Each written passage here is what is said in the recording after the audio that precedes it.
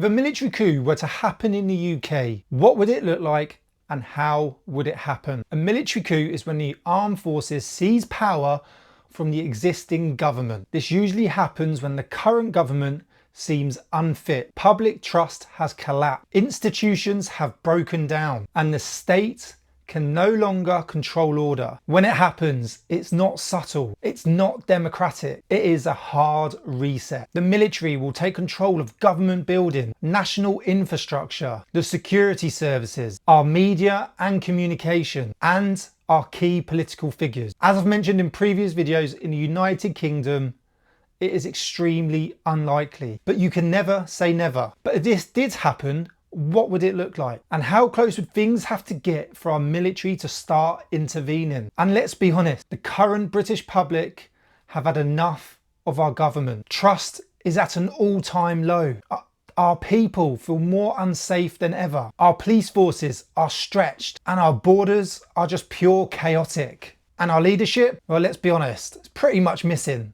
And that frustration is the spark for this entire experiment for. So let's break it down step by step. How would a military coup unfold in Britain if the absolute worst case scenario became a reality? And let's be honest, for a coup to happen in the UK, something catastrophic must have happened. Complete public unrest across Britain, nationwide protests. You would have civil disorder across multiple cities, multiple violent clashes between rival groups. And this is where the police would no longer be able to restore order. You would see government completely losing control of Parliament. Massive scandals, which we have seen, especially over the last year or two. It would be that chaotic. Ministers would start fleeing. And even though you got mass civil unrest, violent clashes, the Prime Minister would still refuse to resign. You may see a military coup if you've got critical infrastructure failing, energy shortages, transports just shut down, mass cyber attacks across the UK, maybe even see the markets crashing. Then you could see the police completely overwhelmed or divided, police officers refusing orders, even police officers unable to operate safely. Then there may be pressure for the military to start intervening. The public are crying for stability in the UK. Then you would have senior military figures meeting quietly, agreeing that the current government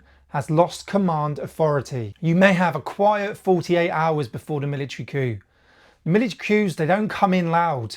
They start silently, behind closed doors.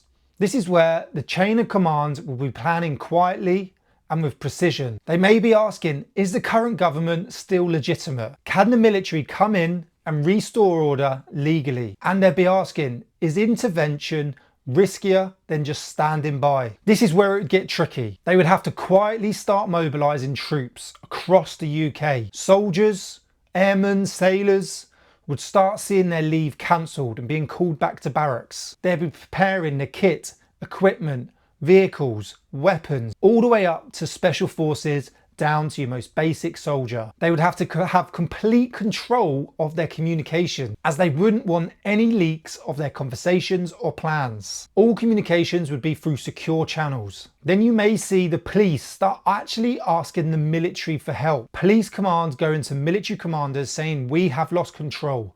We need the military to get involved. A military coup will start with neutralising the leadership. They would have to come in and control government buildings. You'd see vehicles and soldiers rolling into London, all round the fence around Parliament, sealing it off. Downing Street would be surrounded. Our Cabinet Office would be taken under control. And non-violently, they'd have to detain key political figures, securing the Prime Minister. Not harming him, just securing him. Key ministers being taken into protective custody. Key civil service detained to prevent sabotage. We could see a communications blackout, the military halting all government communication, the BBC and other major news channels being taken over. Then the British public would see an emergency broadcast. You may see the head of the armed forces on TV. The government has lost its ability to lead. The armed forces have temporarily assumed control to restore order, to bring back stability. Strict calm and controlled. As I said, you're going to see soldiers, vehicles moving into London and other major cities across the UK, seeing paras on the street, Royal Marines in the Thames, Household Division and other regiments securing major cities. The military police would have to come in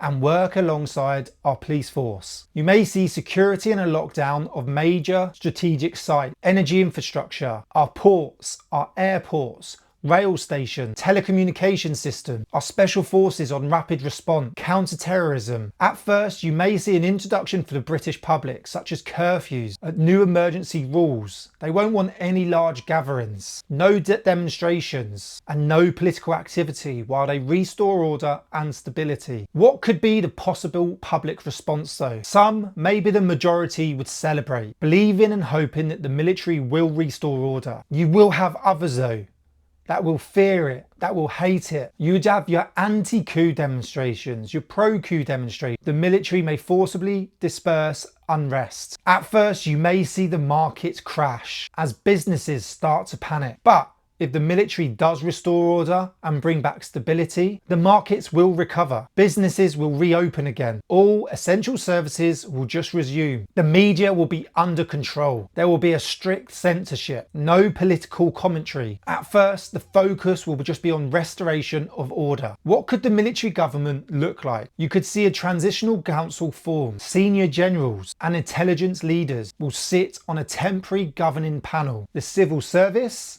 will operate in a subordinate role. The military's immediate priorities would be to restore calm, secure the British borders, restart the parliament under new supervision, and if needed, arrest any corrupt officials. As soon as they come in, you will see laws imposed quickly. Emergency constitutions revisions coming in. Suspension of all political parties. A freeze on any new laws. And there would be mass travel restriction. And anyone attempting to overthrow the transitional government would see themselves arrested and in military court. And once the military coup has restored order and brought back stability, there could be two possible endings. You'd have stabilisation and a return to democracy. You would see new elections called. Then the military would step down. A government would be rebuilt with strict limits. This is always a scenario that the military claims that they would want to restore democracy. But what can happen, as we've seen in other countries, but I would say is unlikely in the UK, especially if unrest continues, the military would stay in control. All political parties would be restricted. We could see a new constitution being written, and then we'd just have a long-term